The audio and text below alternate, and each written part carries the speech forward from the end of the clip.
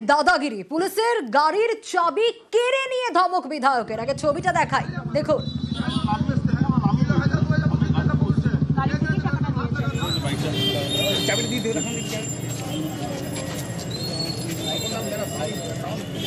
দেখুন সেই ছবি, একেবারে পুলিশের গাড়ির চাবি কেড়ে নিলেন, গাড়ি দাঁড় করিয়ে সিভিক ভলেন্টিয়ারকে রীতিমতো ধমক।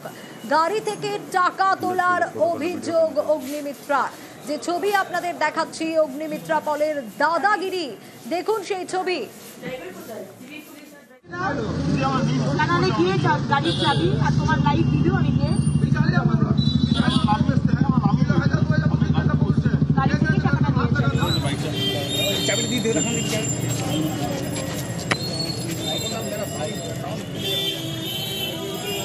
সেই ছবি আপনাদের দেখাচ্ছি। আরো ডিটেইল জানাতে পারবে ঠিক কি ঘটেছিল দীপকের কাছ থেকে জানবো।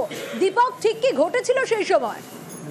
দেখো, বিধায়ক অগ্নিমিত্রা পালের অভিযোগ আছে কি পুলিশের গাড়ি ব্যবহার করে সিভিক ভলেন্টিয়ার এবং গাড়ির চালক রাস্তা থেকে অন্যান্য গাড়ি থেকে টাকা তুলছে, এমনই অভিযোগ। এবং তুলে পড়ে সেই গাড়িকে সামনে তার গাড়ি দাঁড় করিয়ে দেয় এবং রীতিমতো সিভিক ভলেন্টিয়ার এবং গাড়ির চালককে ধমক দিতে থাকে।